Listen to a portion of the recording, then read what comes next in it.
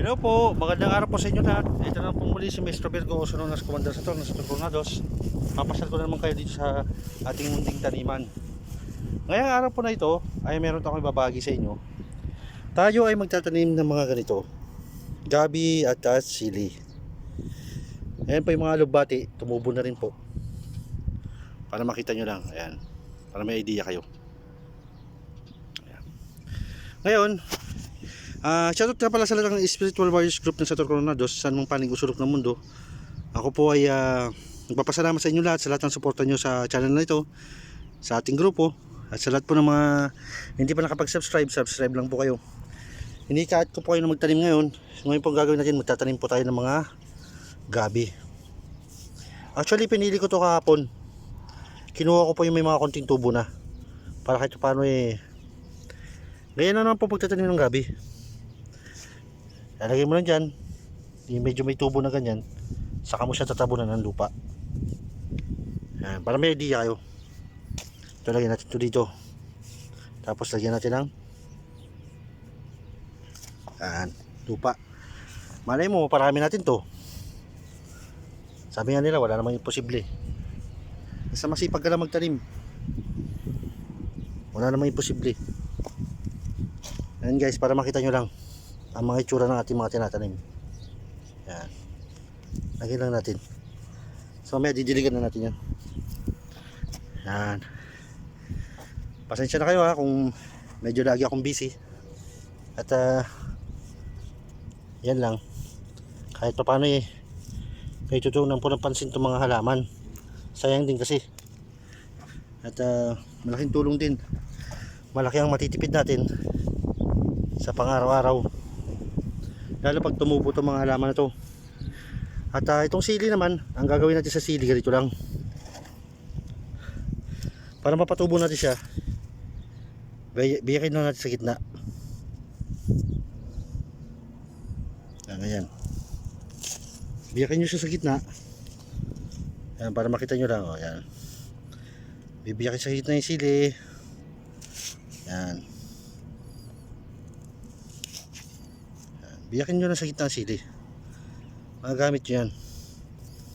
Ngayon, para makapagpunla ka muna, ang gagawin mo, hanap ka muna ng empty space. Pwede siguro dito sa gitna na to, para makapamuhay na maayos yung sili. Ilalagay mo na siya dyan, saka mo na lang siya ngayon ililipat kapag yan ay tumubo na. Kahit simple lang ganyan, kala nyo ganyan na yan, tingnan nyo, simple lang sa paningin nyo, pero pag yan tumubo yan, kasi pag biniyak mo yung sili, kusa na rin yan tutubo yan, basta maparami mo lang yan. Ngayon ang gagawin natin sa sili na yan, pag tumubo na yan, saka lang natin yan ililipat. Yan, tatabunan lang natin guys ng ganyan, tapos hayaan na natin siyang tumubo. Yan, para malaman nyo lang. Kahit simpleng bagay lang magtanim ka ng sili, pag tumubo yan, malaking bagay yan. At marami tayong magagawa sa mga ganyang bagay. Yan, para makita nyo lang. Ngayon ang gagawin natin, magdidilig tayo. Yan nga pala yung mga kangkong natin, para makita nyo lang. Yan, ito yung malunggay. Yan, alugbati, nagtanim na tayo ng alugbati doon. Ayan, tumubo na yung alugbati natin. Yan,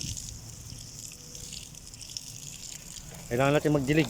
Diligan natin yung mga halaman natin, yung mga tinanim natin ng mga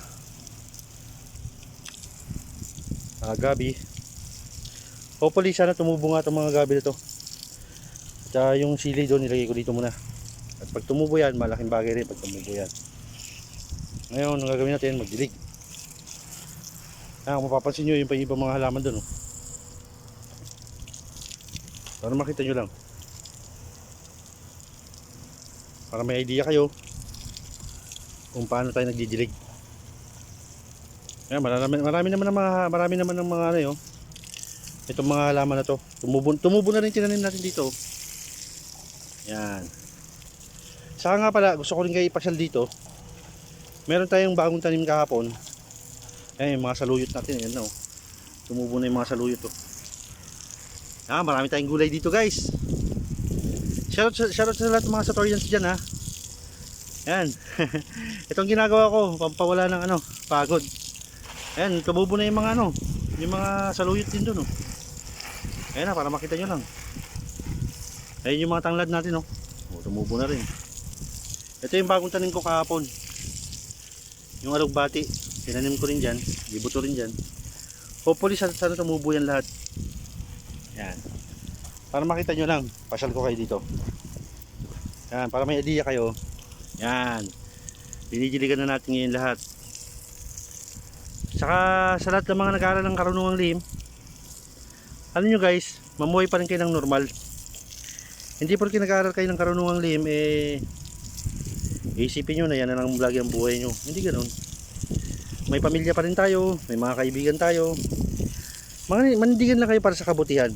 At lahat ng mga tinuturo ko sa inyo para maging karapat dapat kayo sa mga bagay na ito, gawin nyo yung mga bagay na yan. Kasi unang-una para sa akin lang, hindi rin naman para sa akin yung mga bagay na yan para sa inyo rin yan. Manindigan lang kayo para sa kabutihan.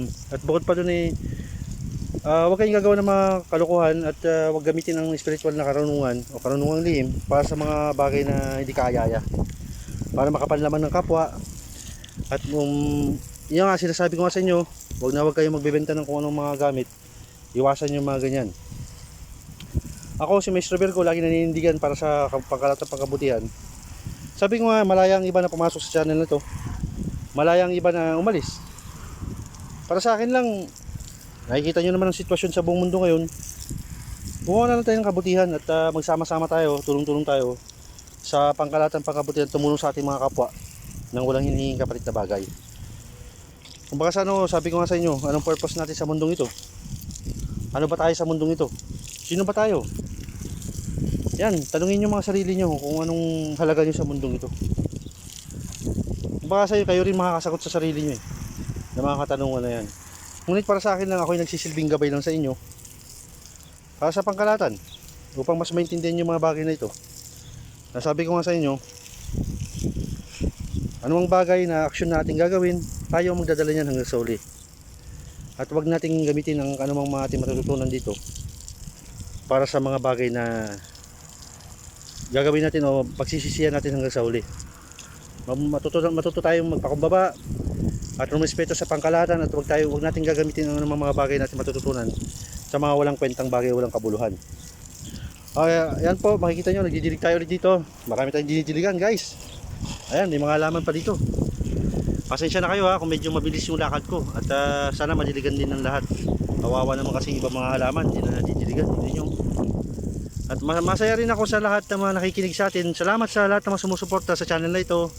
At kung ako man ay hindi masyadong ang aking oras at bukod pa doon ay hindi naman laging sapat ang aking oras, pagpasensyahan nyo na guys dahil unang-una alam nyo naman na may trabaho rin ako at bukod pa doon ay may mga activity naman ako na kailangan ko rin gawin sa pangkalahatan.